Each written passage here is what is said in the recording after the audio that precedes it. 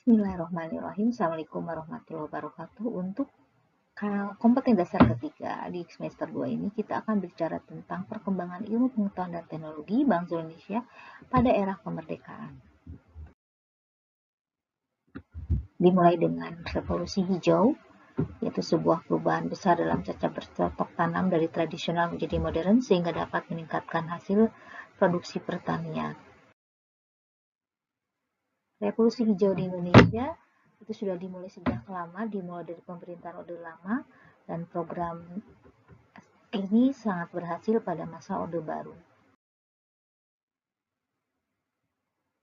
Pada masa pemerintahan Orba, gerakan revolusi hijau digiatkan kembali dengan program Panca Usaha Tani. Selain Panca Usaha Tani, pemerintah juga menggerakkan program transmigrasi dan pelita. Sehingga puncaknya, Indonesia pada tahun 1988 mendapat penghargaan dari FAO karena Indonesia berhasil swasembada pangan sejak tahun 19. Nah, ini revolusi hijau di Indonesia dimulai dari pertanian yang dibuat secara modern. Kemudian revolusi hijau pada masa reformasi dilakukan antara lain dengan gerakan mandiri atau GEMA, kemudian dengan menggunakan sistem of rice intensification atau SRI.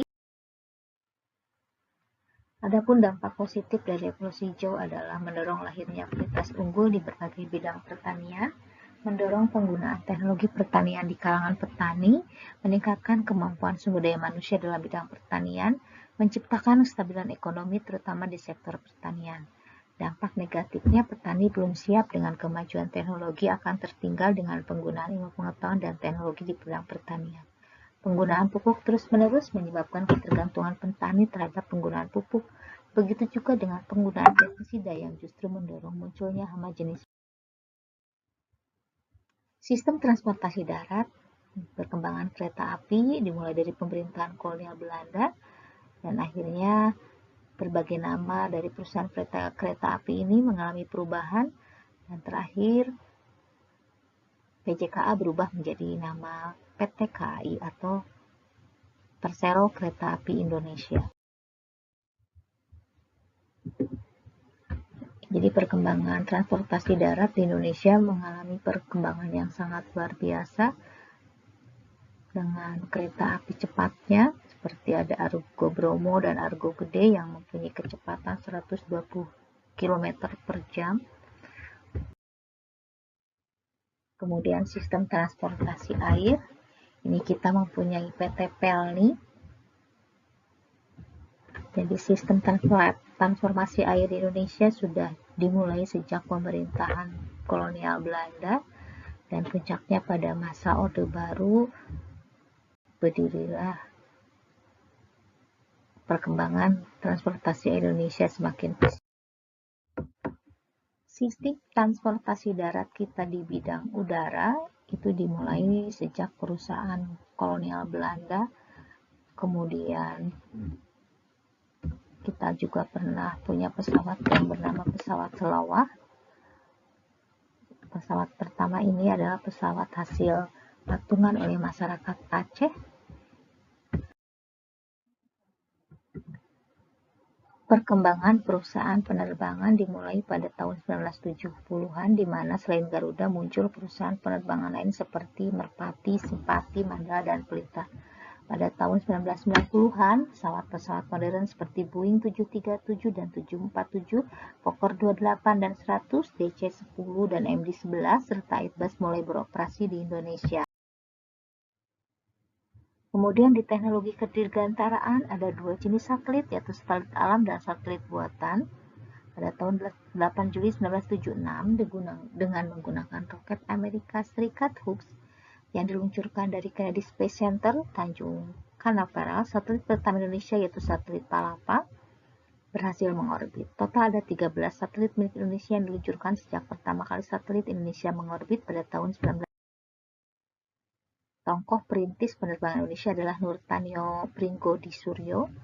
Pada tahun 1907, W.B.K. Supono dan Nurtanio membuat pesawat layang Pada saat Ahana Nasution menjabat Menteri Keamanan Nasional, didirikan Depot Penyelidikan, Percobaan, dan Pembuatan AURI. Depot itu lalu berubah menjadi Lembaga Persiapan Industri Penerbangan, dan setelah kematian Nurtanio pada tahun 1966, LAPI berganti menjadi nama jadi Lembaga Industri Pesawat Terbang Nurtanio.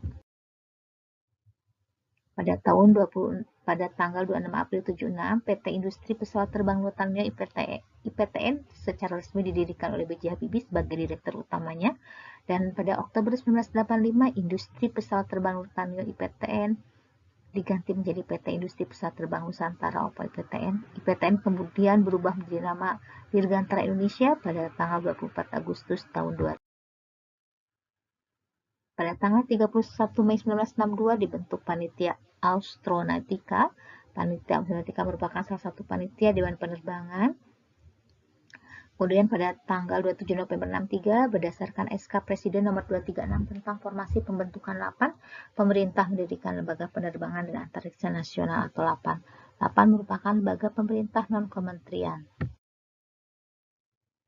Pasca pengakuan kedaulatan Republik Indonesia tahun 1949, pemerintah Indonesia membentuk Dewan dan Direktorium Pengukuran dan Penggambaran Peta.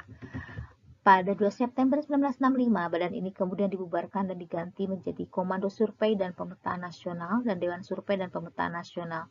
Pada tanggal 17 Oktober 1969, pemerintah kemudian membentuk organisasi Bakosurtanal, Badan Koordinasi Survei dan Pemetaan. Teknologi informasi dan komunikasi, telegraf mulai digunakan pemerintah Hindia Belanda untuk memudahkan komunikasi antara Batavia dan Bogor pada tahun 1855. Sementara itu, teknologi komunikasi berupa telepon lokal sudah digunakan terlebih dahulu pada tahun 1882. Pada Juli 1909 di Jakarta ada surat kabar mingguan Bumi Putra yang dipimpin Sultan Muhammad Salim.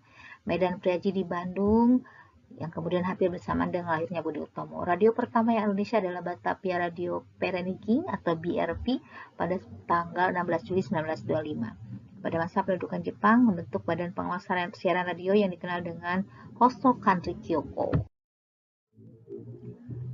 Sultan Syahrir berhasil menyadap siaran radio sekutu dengan kemajuan teknologi informasi dan komunikasi tentang berita kekalahan Jepang dalam Perang Asia Pasifik. Setelah proklamasi kemerdekaan, berita kemerdekaan Indonesia disebarluaskan oleh siaran radio Hosokan Rikyoko. Selama Agustus 1945, angkasawan Indonesia terus mengumandangkan proklamasi ke seluruh tanah air.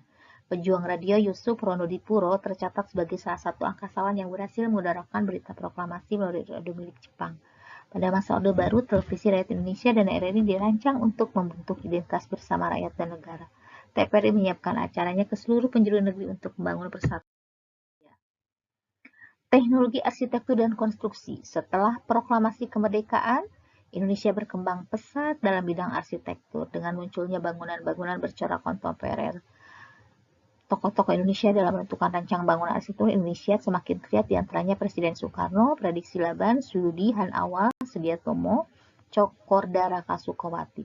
Presiden Soekarno menyumbangkan ide arsitektur dalam bangunan yang masih dapat kita lihat seperti Stadion Utama Gelora Bung Karno, Hotel Indonesia, Gedung Planetarium, Wisma Nusantara, dan Gedung Sarinah. Prediksi Laban dikenal sebagai perancang bangunan masjid terbesar di Asia Tenggara, yaitu Masjid Istiqlal. Arsitektur Sujudi dan Han Awal adalah perancang gedung MPR DPR yang dulu dikenal sebagai Gedung Konevo. Teknologi arsitektur semakin berkembang dengan ditemukannya teknologi baru dalam membangun konstruksi tata kota oleh Sudiatno Moko dan Cokro Dahar Saka Sukuwati. Sudiatno berhasil menemukan teknologi konstruksi cakar ayam, sedangkan Cokro Dahar Raka Sukawati berhasil menemukan landasan putar bebas hambatan 80 derajat atau yang lebih dikenal dengan istilah teknologi sosro bahu.